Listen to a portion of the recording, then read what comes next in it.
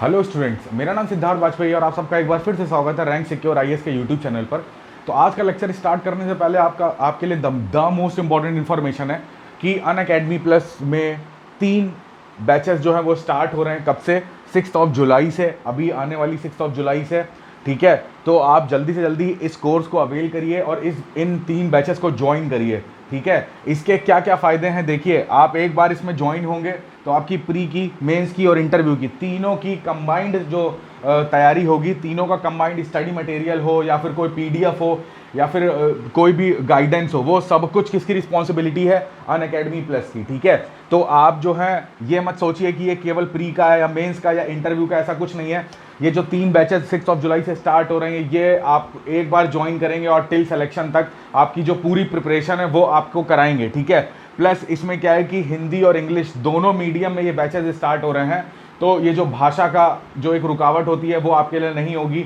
हिंदी में अलग, हिंदी मीडियम का बैच अलग है, इंग्लिश का अलग है और बाइलिंगुअल बैच भी स्टार्ट हो रहा है। ठीक है, और सबसे बड़ी बात है कि जो इसके टेस्ट सीरीज एनालिसिस होगा, जो इसका टेस्ट है वो बहुत ही एडवांस तरीके से और हूबहू आपके एग्जाम पैटर्न की तरह डिज़ाइन करा जाता है और बहुत ही well qualified, well train faculty के द्वारा डिज़ाइन करा जाता है। जैसा कि आपका एग्जाम आप देने जा रहे हो हूबहू वैसा आता है। ठीक है, तो ये सारे जो फीचर्स हैं, ओवरऑल सिलेबस की बात हो गई या पूरे स्टडी मटेरियल की बात हो गई, यहाँ तक कि यूपीएससी में जो हम लोग इंपॉर्टेंट बुक्स पढ़ते हैं उनके पीडीएफ भी आपको दिए जाएंगे और आपको अनअकैडमी प्लस के बहुत ही ज़्यादा गुणवान टीचरों से पढ़ने का मौका मिलता है।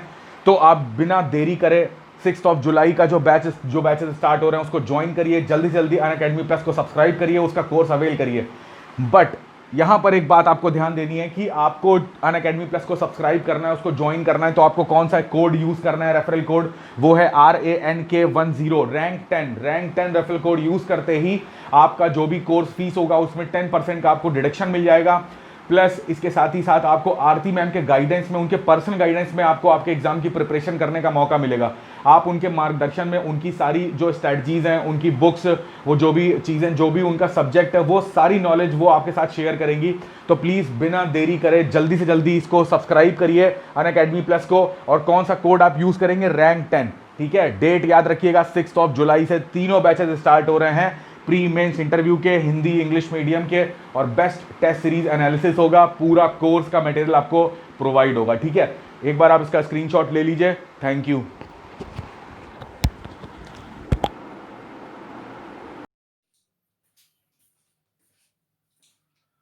चलिए, तो आज हम लोग का जो टॉपिक डिस्कशन करेंगे वो है वायुमंडल का तापन एवं शीतलन, यानी कि cooling and heating of atmosphere. ठीक है, तो जैसा कि हम लोगों ने पहले वाले लेक्चर में देखा था कि किस तरीके से जो है LWR SWR जो है अपना वर्क करते हैं, जो इंसुलेशन होता है वो किन किन फैक्टर्स पे डिपेंड करता है, ये सब हम लोग अच्छे से पढ़ चुके थे। अगर आपने वो वाला लेक्चर नहीं देखा है तो प्लीज आप उसको जाके देखिए, फिर उसके बाद इस लेक्चर को आप देखिएगा तो आपको ज्यादा चीजें क्लियर हो जाएंगी। ठीक है, तो एनसीईआरटी में जो नेक्स्ट टॉपिक है वो है वायुमंडल का तापन एवं शीतलन। अब किस तरीके से जो हमारा वायुमंडल है वो गर्म होता है और प्लस जो है उसकी कूलिंग हो जाती है।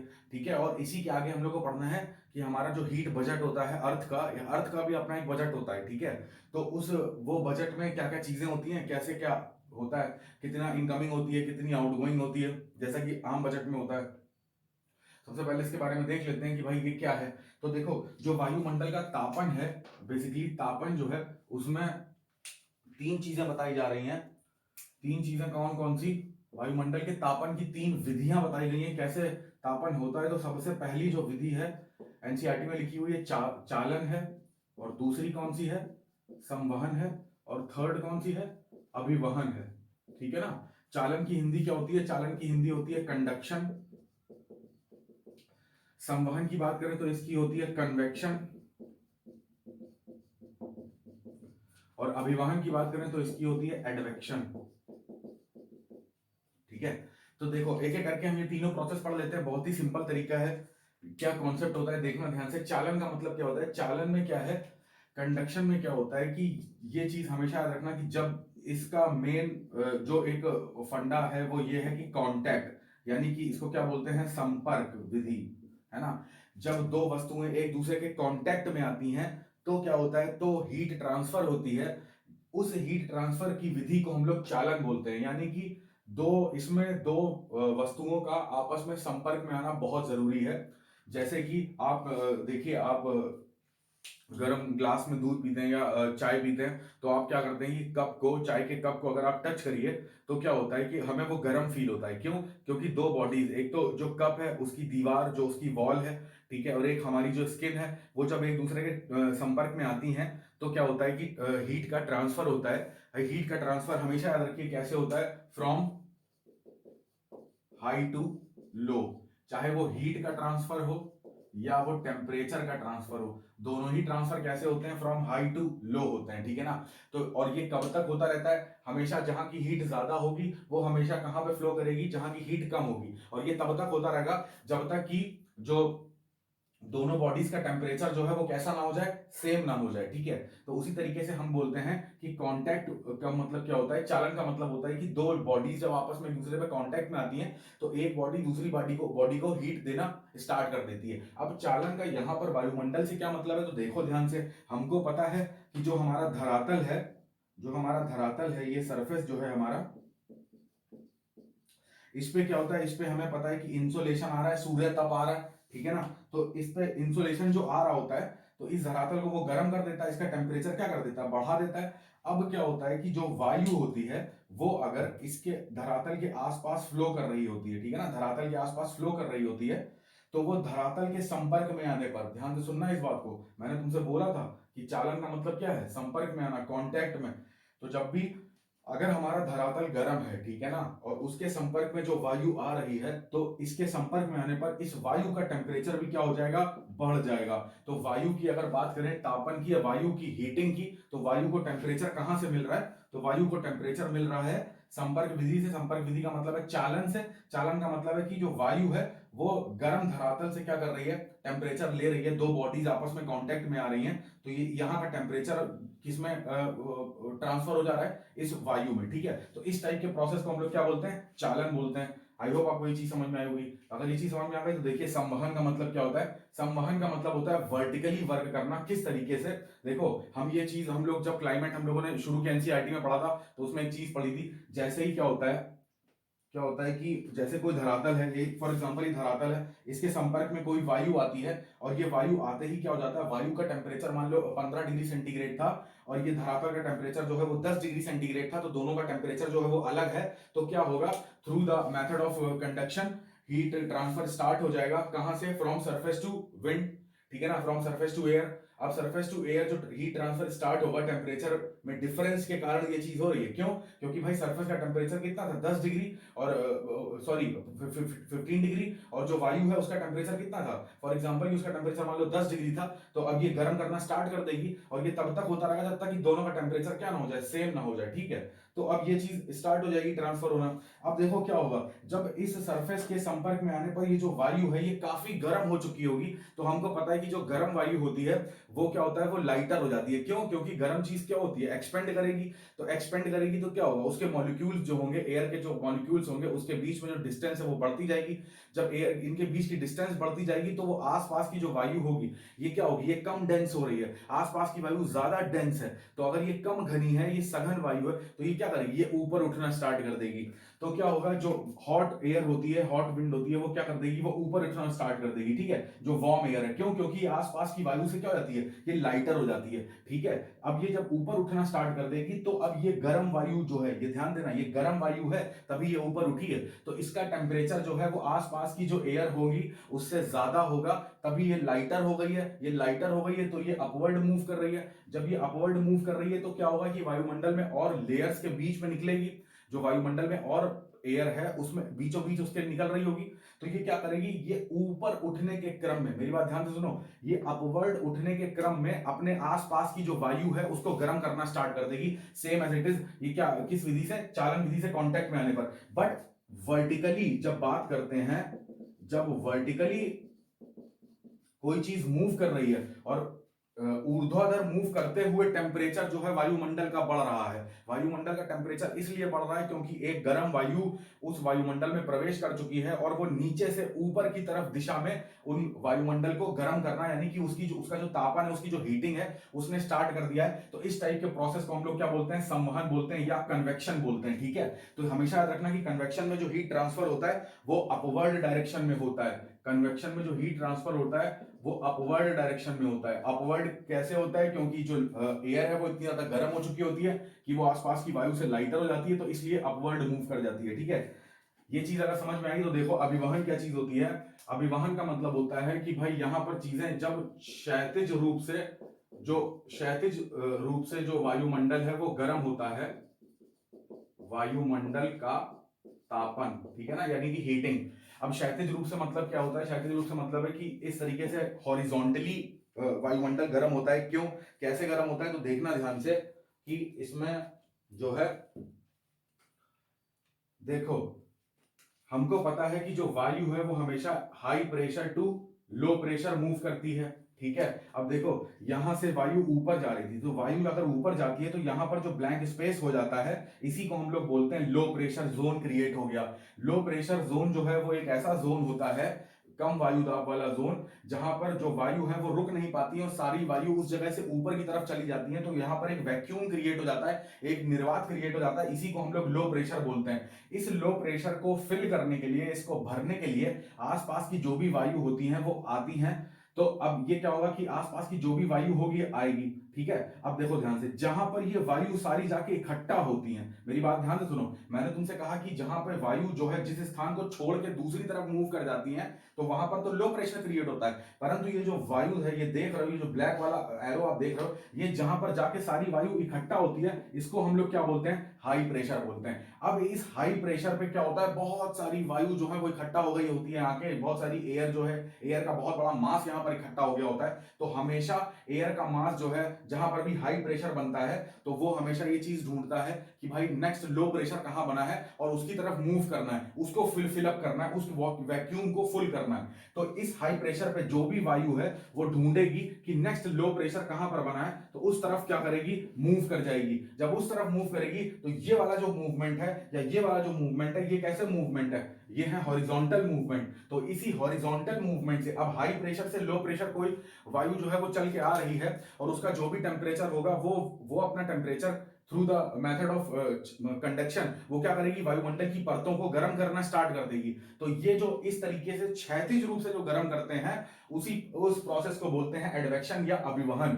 ठीक है, जो ऊर्ध्वाधर रूप से गर्म करते हैं उसको क्या बोलते हैं? संवहन। जो कांटेक्ट से गर्म करते हैं उनको बोलते हैं चालन। तो तीनों चीजें क्लियर रखना कि भाई चालन में कांटेक्ट होना बहुत जरूरी है। जब तक कोई चीज संपर्क में नहीं आएगी तब तक जो है वो चीजें एक मास से दूसरे मास में हीट ट्रांसफर नहीं होगा। यहां पर क्या है कि जब तक जो है वो वर्टिकली मूव नहीं करेगी तब तक ये कन्वेक्शन नहीं होगा। अब देखो इसमें जैसे क्या है कि जब जो वार्म एयर है वो ऊपर जा रही है, वो ऊपर क्यों जाती है? क्योंकि वो वार्म है। अब इस एयर जब ये ऊपर जाएगी तो धीरे धीरे कहीं ना कहीं इसका टेम्परेचर लॉस होता जाएगा। लॉस होने के बाद ये एक हाइट कवर करेगी, कोई भी एयर है वो गई और यहां तक हाइट कवर करेगी। ठीक है, इस हाइट के बाद क्या होगा कि अगर इसमें वाटर वेपर है तो उसका कंडेंसेशन होगा। हम उस टॉपिक पे नहीं जाते हैं, वो एक क्लाइमेट का मतलब पूरा अलग कॉन्सेप्ट है।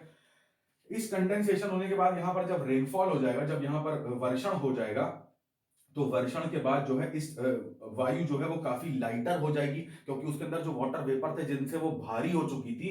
क्योंकि वायु जब ऊपर जाएगी, ऊपर तब जाएगी जब वो हल्की होगी, मगर जैसे जैसे वो ऊपर जा रही होगी तो अपने अंदर वाटर ड्रॉपलेट्स को कंटेन करती जाएगी। क्योंकि इसके अंदर क्या होंगे? आर्द्रताग्राही नाभिक होंगे, हाइग्रोस्कोपिक जो न्यूक्लियाई होते हैं।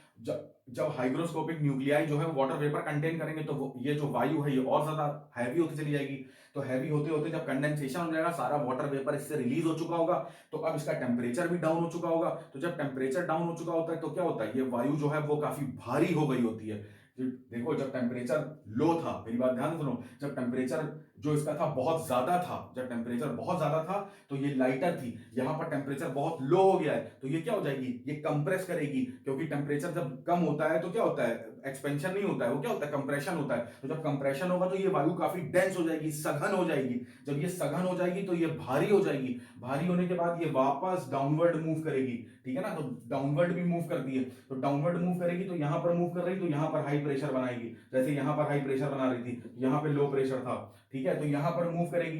तो ये भी जो इस तरीके से जो ये मूवमेंट हो रहा है, डाउनवर्ड डायरेक्शन में जो मूवमेंट हो रहा है, इससे भी क्या हो रहा है? इससे अब कूलिंग हो रही है, एटमॉस्फेयर की कूलिंग हो रही है। तो ये दोनों प्रोसेस जहां पर vertically up and vertically down चीजें हो रही है तो इनको संवहन बोलते हैं। जहां पर हॉरिजॉन्टल तो from high pressure to low pressure, temperature में जो है वो तापमान होता है वो उसका टेम्परेचर इंक्रीज करता है, डिक्रीज करता है, तो उस चीज को क्या बोलते हैं, उस चीज को बोलते हैं एडवेक्शन। तो तीनों प्रोसेस याद कर लीजिए अच्छे से, ठीक है। तो ये था इस थ्योरी में। आई होप आपको ये कॉन्सेप्ट समझ में आया होगा। और ये कॉन्सेप्ट जो है ये आपने शुरू की क्लास की एनसीईआरटी में भी पढ़ा होगा कि वहां पे जब हम लोग हाई प्रेशर लो प्रेशर वायु दाब पढ़ते हैं, क्योंकि इसी में पूरी क्लाइमेटोलॉजी डिपेंड करती है, कैसे रेनफॉल होगा, कैसे वर्षण होगा, ये सारी चीजें किस पे डिपेंड करती हैं, वायु दाब पे। अगर लो प्रेशर है तो लो प्रेशर होना ही सबसे पहली कंडीशन है कि भाई यहाँ पे होगा रेनफॉल, अदरवाइज नहीं, ठीक है। तो अब हम लोग पढ़ेंगे कौन सा टॉपिक, अब हम लोग पढ़ेंगे अपना ऊष्मा बजट, ठीक है, यानी कि हीट बजट, ठीक है, ऊष्मा बजट, ठीक है। देखो ऊष्मा बजट का मतलब क्या, देखो बजट का मतलब क्या होता है नॉर्मली कि हमारी जो इनकम है वो कितनी है और हमारी जो खर्च है वो कितने हैं, उन दोनों का जो आंकड़ों का आकलन करना, इसी को रिव्यू करना, इसी को क्या बोलते हैं, बजट बोलते हैं। तो सेम एज इट इज ऊष्मा बजट का क्या मतलब है कि अर्थ पे कितना सूर्य तप जो है आ रहा है, अर्थ जो है अपना कितना सूर्य तप रिफ्लेक्ट कर रही है, इसी का जो लेखा जोखा होता है, इसी को क्या बोलते हैं, बजट बोलते हैं। अब हमको पता है कि जो अर्थ है ये बताया जाता है कि अपना टेम्परेचर स्वयं मेंटेन करती है, वो जैसे 15 डिग्री सेंटीग्रेड जो ऑन एन एवरेज टेम्परेचर है अर्थ का, वो अर्थ का टेम्परेचर स्वयं मेंटेन करती है। अब देखो अब लगातार सन से क्या हो रहा है, जो रेडिएशन है, जो सोलर इंसोलेशन है, वो क्या हो रहा है, वो आ रहा है अर्थ पे। अब सोचो कि अर्थ अगर इसको रिफ्लेक्ट नहीं करती, कहीं ना कहीं कोई एक ऐसा फंडा है, अगर रिफ्लेक्शन नहीं समझ में आ रहा तो उसको छोड़ दो, तो ये सोचो कि अगर जो इंसोलेशन आ रहा है वो कंटिन्यूअसली कितने करोड़ों अरबों वर्षों से आ रहा है, जब से पृथ्वी बनी है, तो अगर ये चीज कंटिन्यूअसली आ रही होती तो आज की डेट में अर्थ जो था वो क्या हो जाता, एक फायरबॉल में कन्वर्ट हो जाता, एक मतलब जिसको बोलते हैं कि गर्म गलित पदार्थ में या फिर ज्वलनशील पदार्थ में कन्वर्ट हो जाता। और यदि इसी का उल्टा देख लो कि अगर जो पृथ्वी पर इंसोलेशन आ रहा है, अगर वो सारा इंसोलेशन जो है वो रिफ्लेक्ट करती रहती, तो ये एक आइस बॉल में कन्वर्ट हो जाती, ठीक है ना, ये पूरी तरीके से एकदम ठंडी हो जाती, आइस एज टाइप की सीन बन जाता है यहाँ पर। तो इसका मतलब है कि अगर पृथ्वी पे ऐसा ना ज्यादा गर्मी है ना ज्यादा ठंडक है, तो इसका मतलब है कि जितना इनपुट आता है उसका कुछ पोर्शन रिफ्लेक्ट भी होता है, कुछ पोर्शन एब्जॉर्ब होता है। मगर इसमें क्या होता है, इसमें होता है थोड़ा सा टाइम डिफरेंस। अब देखो जैसे पृथ्वी पर सुबह 10 बजे कोई सूर्य तप आया, तो ऐसा नहीं कि 10 बजकर तुरंत ही रिटर्न रिफ्लेक्ट चला जाता है या पूरा का पूरा एब्जॉर्ब हो जाता है, नहीं। पृथ्वी क्या करती है, उस सूर्य तप को 10 बजे तो एब्जॉर्ब कर लेती है, उसका कुछ पोर्शन रिफ्लेक्ट भी कर देती है, बट धीरे धीरे करके उसको रिलीज करती है जब जब जब उसे लगता है कि अब जो सूर्य तप आया था उसे मुझे वापस देना है, तो तब उसे वापस देना होता है, ठीक है ना, जब उसे इस बात का यकीन हो जाता है। तो कहने का मतलब है कि ये पूरा जो फिनोमिना होता है इसी को बोलते हैं ऊष्मा बजट। पृथ्वी कितना सूर्य तप लेगी, कितना रिटर्न कर देगी, कितना एब्जॉर्ब करेगी, सारी कैलकुलेशन जो है वो हीट बजट में आती है, और ये अर्थ स्वयं करती है, उसमें किसी का इंटरफेरेंस नहीं होता है, ठीक है। और इसमें सबसे बड़ी बात याद रखो कि टाइम डिफरेंस होता है, इसी वजह से पृथ्वी का जो टेम्परेचर है वो 15 degree centigrade on an average calculate करा गया है। टाइम डिफरेंस है, टाइम डिफरेंस का मतलब है कि जितने तुरंत ना ही तुरंत आए हुए सूरज आपको रिफ्लेक्ट करना और ना ही ज्यादा देर तक उसको एब्जॉर्ब करे रहना, जब पृथ्वी को लगता है कि अब दे देना चाहिए तो वो रिफ्लेक्ट कर देती है, ठीक है। तो देखते हैं, तो इसमें दो चीजें हम लोग पढ़ लेंगे, एक बार हम लोग देख लेंगे कि भाई इनकमिंग कैसे हो रही है ना, और दूसरी टाइप में देख लेंगे हम लोग कि भैया जो आउटगोइंग है वो कैसा हो रहा है, ठीक है। दोनों चीजें देख लेते हैं। तो इनकमिंग का मतलब है जो आ रहा है इनपुट, जो सोलर, तो आप देखो इसमें हम लोग मान लेते हैं, जैसे अब यहां पर एग्जांपल ले लें कि भाई ये जो है, ये हम मान लें कि ये क्या है, ये सरफेस है, ये धरातल है, ये धरातल है, ठीक है। ये हमारे सूर्य देवता हैं, तो ये सूर्य देवता जो है वो लगातार ये क्या दे रहे हैं, इंसोलेशन।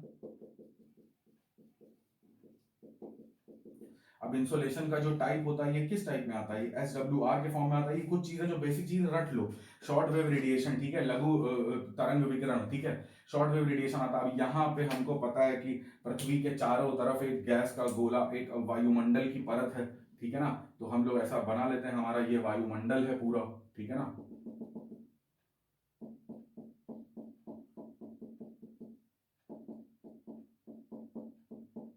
ये हमारा वायुमंडल है, ठीक है, याद रखना ये क्या है, वायुमंडल पूरी तरफ से पूरा घिरा हुआ है। अब ये सब कुछ वायुमंडल है, ठीक है ना। तो इस ऐसा थोड़ा मैंने अलग बनाया इसलिए ताकि आपको ये कॉन्सेप्ट समझ में आ जाए, ठीक है।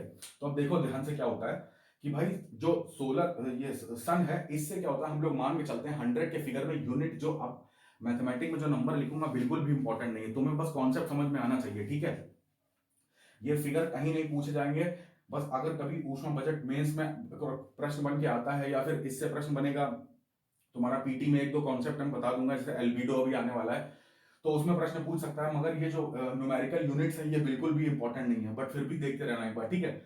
तो हम ये मान के चलते हैं कि भाई इनकमिंग जो होती है वो टोटल होती है 100 यूनिट की, यानी कि 100 अमाउंट में, यूनिट कोई मात्रा तो है नहीं, तो हमने मान लिया कि 100 जो यूनिट है वो इनपुट सोलर रेडिएशन आ रहा है, ठीक है। तो अब ध्यान से देखना, जैसे ही अब यहां पर ही कहीं पर क्या होंगे, वायुमंडल में ही कहीं क्या होते हैं, यहां पर कहीं मेघ होते हैं, ठीक है ना, बादल है, पृथ्वी के धरातल पे कहीं बादल बने होते हैं। तो जब भी 100 यूनिट पृथ्वी को प्राप्त होता है, सूरज, हम मान लेते हैं कि सूरज से टोटल कितना यूनिट हमको मिलता है, 100 यूनिट, तो जैसे ही ये 100 यूनिट आता है तो पृथ्वी के धरातल पे पूरा 100 यूनिट नहीं पहुंच पाता, तो 100 यूनिट में से केवल जो ये 35 यूनिट मैं आपको बता रहा हूं, 35 यूनिट ये तुरंत रिफ्लेक्ट हो जाता है। 35 यूनिट जो है, ध्यान से सुनते रहना, 35 यूनिट यहीं से आके ही रिफ्लेक्ट हो जाता है। 35 यूनिट ये डायरेक्ट रिफ्लेक्ट हो जाता है, डायरेक्ट। 35 यूनिट का मतलब है कि धरातल पर पहुंचे बिना, धरातल पर पहुंचे बिना ही 35 यूनिट जो है, ये वो फिगर है कि धरातल पर पहुंचे बिना ही रिफ्लेक्ट हो जाता है, ठीक है। तो 35 यूनिट की अगर तुम बात करो तो इसका भी बाइफरकेशन ऐसे हो जाता है कि भाई 27, 2 एंड 6, देखो कैसे। 27 यूनिट क्या होता है, 27 यूनिट जैसे ही ये जो बादल है ये रिफ्लेक्ट कर देते हैं। 27 यूनिट किसमें से, इस 35 यूनिट में से। देखो 100 यूनिट आया, 35 यूनिट धरातल पे पहुंच ही नहीं पा रहा है और ऊपर ही सारा खेल हो जा रहा है, पृथ्वी को पता ही नहीं है कि भाई ये हुआ क्या, ठीक है ना। यहां तक पहुंचने से पहले ही सब जो है इक्वेशन सेट हो गई। अब देखो 35 यूनिट में से 27 यूनिट जो है ये किसके द्वारा हो जाते हैं, ये बादल के द्वारा तुरंत रिफ्लेक्ट कर दिए जाते हैं, तुरंत। बादल इसको नीचे आने ही नहीं देता, तुरंत ऊपर का ऊपर ही विदा कर देता है, ठीक है। जो ये 2 यूनिट है ये होता है हमारा एल्बिडो।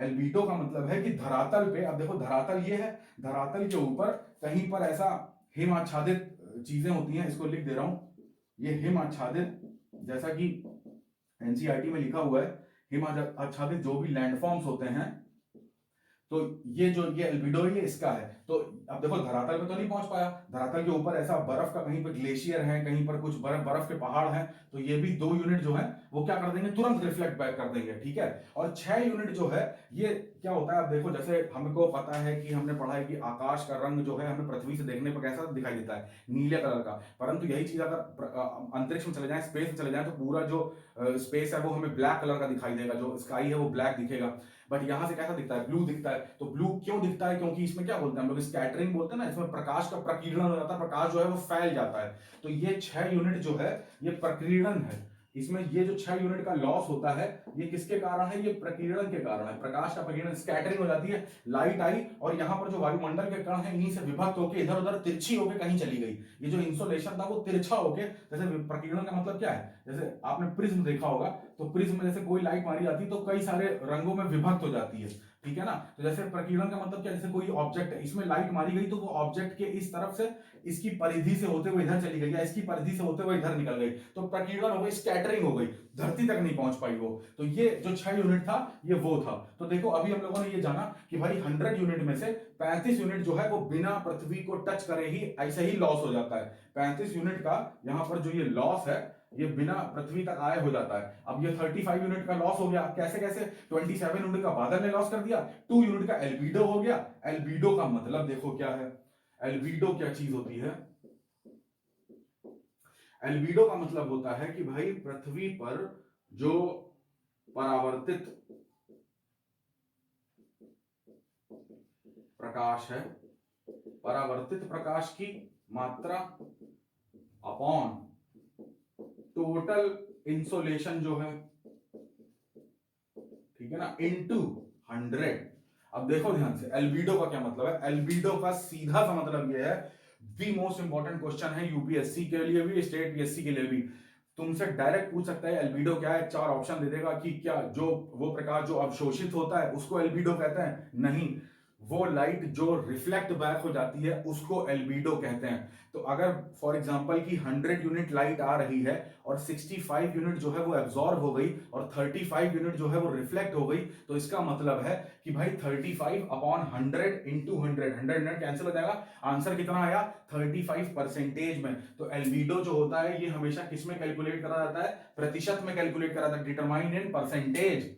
तो एल्बिडो का मतलब है कि टोटल अमाउंट ऑफ लाइट जो कि रिफ्लेक्ट हुई है पृथ्वी के द्वारा, पृथ्वी के द्वारा जो रिफ्लेक्ट हो जाता है सौर विकिरण, उसको बोलते हैं एल्बिडो। अब देखो ध्यान से, जैसे बर्फ है ना, और काली मिट्टी है, तो बर्फ पे अगर प्रकाश पड़ रहा है तो बर्फ का एल्बिडो जो है वो ज्यादा होगा। कैसे? बर्फ जो है वो ज्यादा प्रकाश नहीं सोखेगी, वो क्या करेगी, प्रकाश क्या कर देगी, रिफ्लेक्ट बैक कर देगी। जो काली मिट्टी है, काले कलर की चीजें क्या होती हैं, जो डार्क कलर्स होते हैं वो लाइट को या हीट को एब्जॉर्ब करते हैं, तो इसका एल्बिडो कम होगा क्योंकि ये कम रिफ्लेक्ट करेगी, ज्यादा एब्जॉर्ब करेगी। तो जिसका एल्बिडो ज्यादा होता है वो क्या होता है, वो ठंडी चीज होती है। देखो बर्फ क्या है, बर्फ ज्यादा, जो लाइटर चीजें होती हैं वो ज्यादा रिफ्लेक्ट करती हैं, तो ज्यादा रिफ्लेक्ट करेंगी तो उनका टेम्परेचर जो है वो कम रहेगा। और जो डार्क चीजें होती हैं, जैसे ये काली मिट्टी हो गई है ना, ये सारी चीजें, रेत हो गई, ये सारी चीजें क्या करेंगी, ज्यादा चीजें एब्जॉर्ब करेंगी, तो इसका एल्बिडो जो है वो क्या होगा, इसका एल्बिडो कम होगा क्योंकि एब्जॉर्बेशन ज्यादा है और रिफ्लेक्शन कम है। तो रिफ्लेक्शन कम है, एब्जॉर्बेशन ज्यादा है, तो एब्जॉर्ब ज्यादा कर रही है, तो टेम्परेचर क्या है, हाई है। तो कहने का मतलब है कि जो एल्बिडो होता है, अगर एल्बिडो को ए से लिखूं तो ये डायरेक्टली प्रोपोर्शनल होता है 1/T के, ठीक है ना। एल्बिडो ज्यादा होगा तो टेम्परेचर कम होगा, एल्बिडो कम होगा तो टेम्परेचर ज्यादा होगा। तो ये जो 2 यूनिट है ये एल्बिडो है। एल्बिडो का मतलब रिफ्लेक्ट बैक हो जाता है, तो रिफ्लेक्ट बैक कितना है, तो 2 यूनिट, तो 27 2 29 6 35 यूनिट जो ऐसा है जो धरातल तक पहुंच ही नहीं पाता। आई होप आपको ये कॉन्सेप्ट जो है अभी तक फिलहाल यहां चीजें समझ में आई होंगी, ठीक है। अगर ये चीजें समझ में आ रही हैं तो अब देखो यहां पर ध्यान से कि भैया 100 यूनिट में से 35 यूनिट वो यूनिट थी जो पृथ्वी तक पहुंच ही नहीं पाई और पृथ्वी पे पहुंचने से पहले बाय बाय हो गई। तो पृथ्वी तक पहुंची क्या, तो धरातल पे पहुंचेगा क्या। अब बचा कितना यूनिट, 65 यूनिट बचा, ठीक है। अब 65 यूनिट जो है वो यानी कि पृथ्वी तक आता है। तो ध्यान से देखो 65 का बाइफरकेशन होता है 14 में और 51 में। अब देखो पृथ्वी तक कोई भी चीज आएगी तो वो वायुमंडल से होके गुजरेगी, जाहिर सी बात है। वायुमंडल क्या है, एक कवर्ड, एक लेयर टाइप की बना रखी है उसने चारों तरफ, तो कोई भी चीज एंटर करेगी तो पहले उसको वायुमंडल से गुजरना पड़ेगा। तो ये जो 14 यूनिट है ये एब्जॉर्ब कर ली जाती है सबसे पहले किसके द्वारा, एटमॉस्फेयर के द्वारा। और ये जो 15 यूनिट है बेसिकली ये पहुंचती है कहां पर, धरातल पर। और ये भी धरातल पर क्या होती है, एब्जॉर्ब होती है। मेरी बात ध्यान से समझना इस चीज को।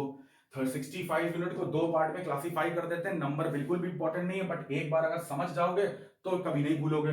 14 यूनिट और 51 यूनिट, इसी 14 और 51 यूनिट में 14 यूनिट कहां पर चला जाता है, एटमॉस्फेयर में एब्जॉर्ब हो जाता है, ये एब्जॉर्ब हो जाता है, और ये कहां पर, वायुमंडल में। और 51 यूनिट जो है अब ये आता है कहां पर, ये आता है धरातल पर। तो यानी कि वायुमंडल के पास 14 यूनिट पहुंच चुका है और धरातल पे 51 यूनिट पहुंच चुका है। तो ये था पूरा हीट बजट का अभी तक का इनकमिंग, कि भाई इनकमिंग में 14% जो है वो एब्जॉर्ब कर लिया वायुमंडल ने और 51% जो है वो एब्जॉर्ब कर लिया किसने, धरातल ने, ठीक है। आई होप आपको यहां तक चीजें समझ में आई होंगी। तो अब ध्यान से देखना, तो यानी कि अगर 65 यूनिट की बात करें तो 65 यूनिट टोटल इनकमिंग है। टोटल इनकमिंग की बात करें, इनकमिंग की बात करें तो वो 65 यूनिट है। तो अगर 65 यूनिट पृथ्वी ने लिया है, पृथ्वी के अंदर वायुमंडल हो गया या धरातल हो गया, 65 यूनिट अगर टोटल इनकमिंग हो रही है तो इतनी ही आउटगोइंग होनी चाहिए, तभी जो है वो टेम्परेचर जो है वो बैलेंस रहेगा। अदरवाइज अगर इससे कम आउटगोइंग है तो यानी कि पृथ्वी अब हीट कर रही है, पृथ्वी अब फायरबॉल बन रही है, इससे ज्यादा जो है अमाउंट में एनर्जी रिलीज हो रही है तो पृथ्वी अब कोल्ड हो रही है, वो एक आइस एज वाला सीन क्रिएट हो रहा है, ठीक है। तो इनकमिंग हो गई 65, 14 और 51 में। अब ध्यान से देखना, ये बात कर रहे हैं एटमॉस्फेयर की, तो एटमॉस्फेयर के पास है 14, ये बात कर रहे हैं सरफेस की, धरातल के पास है 51। अब देखो हर चीजें रिफ्लेक्ट बैक होंगी बट थोड़े टाइम के बाद। तो अब देखो आउटगोइंग कैसे हो रही है। अब देखो एटमॉस्फेयर में जो ये 14 है ये तुरंत ही ये क्या करेगा, एटमॉस्फेयर, ये रिस्पॉन्सिबिलिटी एटमॉस्फेयर की वो रिफ्लेक्ट करेगा। 51 की रिस्पॉन्सिबिलिटी सरफेस की है कि वो रिफ्लेक्ट करेगी। तो 51 को भी बाइफरकेट कर लिया जाता है, कितने में, 17 में और 34 में। अब देखो 15 में जो ये 17 है, ये डायरेक्टली, ध्यान से देखना, ये डायरेक्टली कहां चला जाता है, स्पेस में। ये डायरेक्टली, ये सरफेस से जा रहा है, डायरेक्ट ये स्पेस में चला जाएगा, रिफ्लेक्शन, ये आउटगोइंग हम लोग देख रहे हैं। इस 34 में ये 34 जो है बेसिकली, ये 34 रिफ्लेक्ट होगा। तो ये 34 जो है सबसे पहले ये डायरेक्ट नहीं जाएगा, सबसे पहले ये जाएगा किसके पास, ये जाएगा एटमॉस्फेयर के पास, एटमॉस्फेयर के पास। यानी कि देखो एटमॉस्फेयर के पास ऑलरेडी 14 यूनिट था, मगर अर्थ जो है, अब जो अर्थ रिफ्लेक्ट बैक करेगी, हमको पता है किस फॉर्म में, LWR के फॉर्म में। इसी का एक नाम यूज होता है टेरेस्ट्रियल रेडिएशन। टेरेस्ट्रियल रेडिएशन वो जो धरातल जो है वो रिफ्लेक्ट करता है, जिससे वायुमंडल गर्म होता है, यानी कि इसको हिंदी में बोलते हैं पार्थिव विकिरण, पार्थिव विकिरण। तो ये 34 यूनिट जो है वो एटमॉस्फेयर को पृथ्वी जो है वो रिफ्लेक्ट करती है। ये 17 यूनिट डायरेक्टली स्पेस में चला जाता है। तो ये 34 यूनिट जो एटमॉस्फेयर के पास जाएगा, तो 34, 34 और ये 14 जोड़ोगे तो ये कितना हो जाएगा, ये हो जाएगा हमारा 48। और 48 में जब तुम 17 जोड़ोगे तो वही लिमिट फिगर आ जाएगा 65 यूनिट का। कहने का मतलब है टोटल अगर एटमॉस्फेयर की बात करें, यहां पर अगर टोटल एटमॉस्फेयर की बात करें, तो एटमॉस्फेयर 48 यूनिट रिफ्लेक्ट करता है, और जो हमारा सरफेस है वो कितने यूनिट रिफ्लेक्ट करता है, वो 17 यूनिट, और ये कितना हो जाता है 65 यूनिट। तो यही क्या हो जाती है, आउटगोइंग हो जाती है। तो जितनी इनकमिंग हुई है उतनी ही आउटगोइंग हो जाती है। अब इस 34 यूनिट, ये जो 34 यूनिट हमने सरफेस में एटमॉस्फेयर को दी है, तो ये किस फॉर्म में देता है, ये फॉर्म में होता है किसका, टेरेस्ट्रियल रेडिएशन का। इस 34 यूनिट का बाइफरकेशन समझ लो, इस 34 यूनिट का बाइफरकेशन होता है 1996 में। बिल्कुल भी इंपॉर्टेंट नहीं है, बट ये जान लो कि 19 यूनिट का मतलब है ये वो एनर्जी है जिसको बोलते हैं लेटेंट हीट ऑफ कंडेंसेशन, यानी कि संघनन। संघनन की जो ऊष्मा होती है ये वो है। संघनन की ऊष्मा का मतलब है जब जो वायु होती है गर्म होकर ऊपर उठती है, ऊपर उठने के बाद उसके अंदर जो भी वाटर वेपर होते हैं तो वो सब कंडेंस होते हैं, कंडेंस होकर जिससे रेनफॉल होता है, तो उनकी एक गुप्त ऊष्मा होती है। तो संघनन की गुप्त ऊष्मा जो होती है वो होती है लेटेंट हीट। तो ये जो बारिश होती है इसको भी एनर्जी चाहिए होती है इन वाटर वेपर्स को, तो वो होती है 19 यूनिट जो पृथ्वी से जाती है। ये 9 यूनिट होती है संवहन की ऊर्जा। संवहन का मतलब है कन्वेक्शन, जो अभी हम लोगों ने देखा, संवहन मतलब वर्टिकली ऊपर जाना, तो ये संवहन की ऊर्जा में खर्चा होता है। और ये जो 6 यूनिट है ये हमारा किस में खर्चा होता है, जो 6 यूनिट है ये डायरेक्ट जाता है, ये डायरेक्ट जाता है स्पेस में, ठीक है। वायुमंडल इसको डायरेक्टली स्पेस में भेजता है बिना किसी रुकावट के। तो इसको तुम कैलकुलेट करोगे तो कितना आ जाएगा, ये आ जाएगा 34। तो 34 रिस्पॉन्सिबिलिटी किसकी थी, एटमॉस्फेयर की। तो एटमॉस्फेयर के पास 34 पर 14 इज इक्वल टू 48। इस और सरफेस की रिस्पॉन्सिबिलिटी कितनी थी, 17। तो ये कितना हो गया 65 आया था, 65 चला गया। तो ये पूरी जो थ्योरी थी वो थी ऊष्मा बजट की, यानी कि हीट बजट की थ्योरी। जितना आया है उतना ही वापस कर दिया जाएगा, इसमें से कुछ भी जो है वो रखा नहीं जाएगा, ठीक है। आई होप आपको ये लेक्चर समझ में आया होगा। तो अगर ये लेक्चर अच्छा लगा है तो प्लीज लाइक करें, कमेंट करें, शेयर करें, और अगर आपने प्रीवियस के वीडियोस नहीं देखे तो उसको जाके जल्दी से जल्दी देखिए, ठीक है। घर पे रहिए, पढ़ाई करते रहिए, स्टे सेफ, जय हिंद।